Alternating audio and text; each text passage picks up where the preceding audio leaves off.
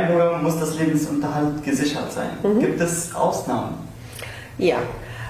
Das Gesetz sagt, für die Einbürgerung ist Voraussetzung, dass keine Sozialleistungen bezogen werden, es sei denn, der Bezug ist nicht zu vertreten. Nicht zu vertreten ist so eine deutsche Formulierung, das heißt eigentlich nicht Schuld oder nicht Schuld, ne, zu vertreten. Das meint, ist man schuld daran.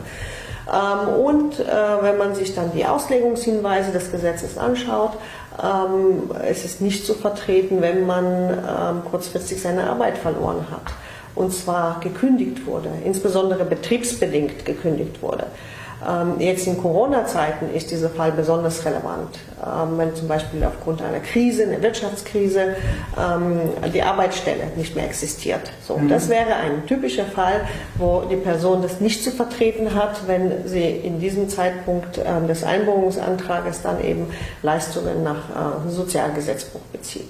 Weitere Ausnahmen davon wären, ich mache eine Ausbildung, ich studiere, ich mache eine Weiterbildung. Das sind so die Fälle, wo das Gesetz, wo es nicht zu vertreten ist, also unschädlich ist, wenn kurzzeitig Leistungen nach dem Sozialgesetzbuch bezogen werden.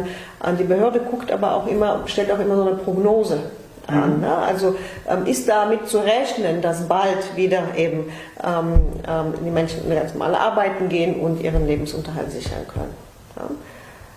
Okay, dann nicht zu vertreten ist nicht schuld dran, dass man seine Arbeit verloren hat. Irgendetwas ist passiert. Okay. Und warum man jetzt gerade in dem Moment nicht den Lebensunterhalt alleine sichern kann.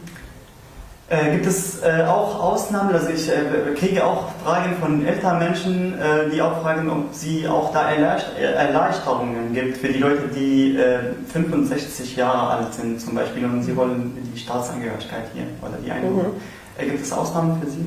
Ja, aber nur und einzig, was die Sprachkenntnisse betrifft. Ja, da sagt das Gesetz direkt.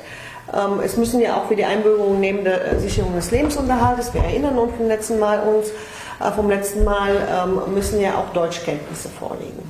Und das Gesetz sagt, man kann auf diese Deutschkenntnisse verzichten, in bestimmten Fällen, wenn zum Beispiel aufgrund von der körperlichen und geistigen Gesundheit oder Verfassung man nicht von den Menschen verlangen kann, dass sie jetzt Deutsch lernen. Und das ist in der Regel auch der Fall, wenn sie schon älter sind, das heißt über 65 Jahre alt sind, da sagt man, okay, in diesem Alter lernt man nicht mehr so leicht Sprachen oder eben auch früher, also jüngere als 65-Jährige, die aber aufgrund einer körperlichen Behinderung oder aufgrund einer geistigen Behinderung nicht in der Lage sind, eine Fremdsprache und hiermit auch Deutsch zu erlernen.